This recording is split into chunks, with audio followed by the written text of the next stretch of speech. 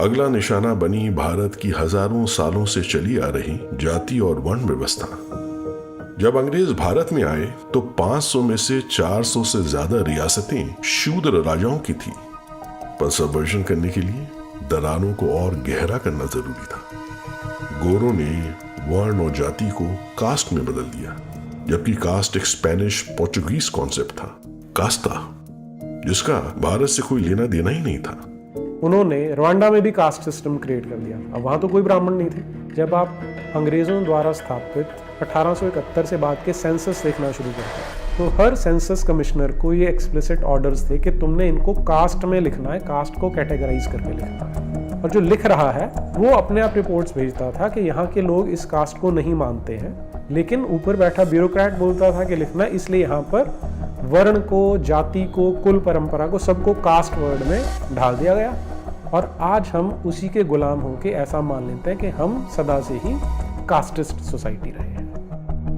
Romans की डिविडे eight इम्पेरा की policy को अंग्रेज अच्छी तरह निभा रहे थे।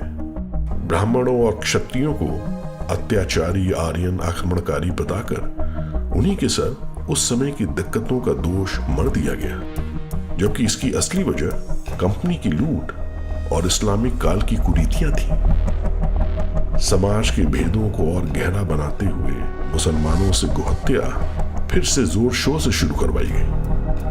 1871 की क्रिमिनल ट्राइब्स एक्ट से कई जातियां जन्मजात अपराधी घोषित हो गई। ऐसी पॉलिसीज और तेजी से घटते संसाधनों के बीच भारत का प्राचीन सामाजिक ढांचा ढहने लगा। Education. Distract them from learning something which is constructive, pragmatic, efficient. Take away the initiative from people. Take away the responsibility from naturally established links between individuals, group of individuals, and society at large, and replace them with artificially, bureaucratically controlled bodies.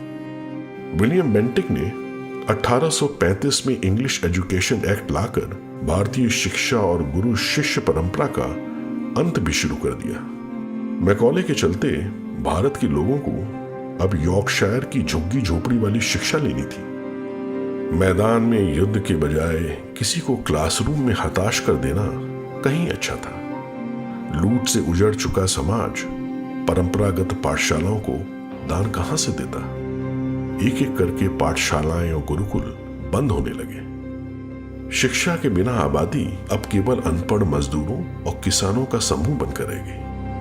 हमें white mains burden बुलाया जाता था, अंग्रेजों का बोझ। अंग्रेज missionary गरीब बच्चों को घर से ले जाते और उन्हें कॉन्वेंट्स में रखकर अंग्रेजी तौर तरीके सिखाते। जब ऐसी पढ़ाई करके वो बच्चे कॉन्वेंटों से निकलते तो उन्हें अपने ही माँ बाप, अपना समाज अजनबी लगता और चालाक मिशनरी अपने सगे। पिता की जगह अब फादर ने ले ली थी।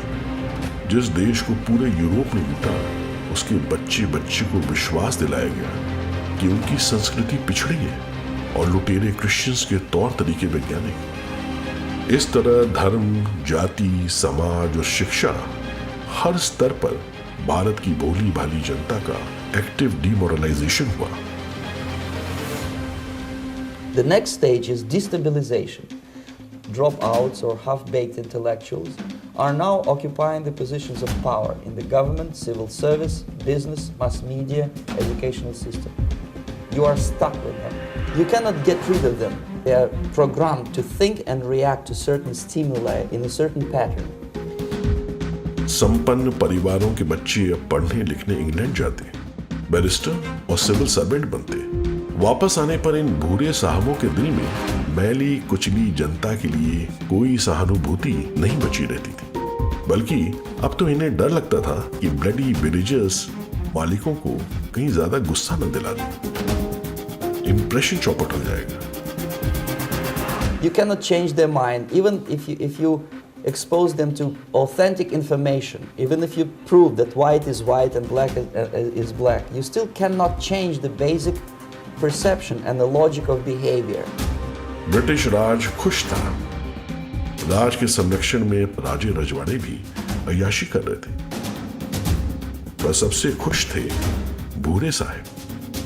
मालिकों ने ब्लैक डॉग्स को रूल करने का पावर अब उनको जो दे दिया था।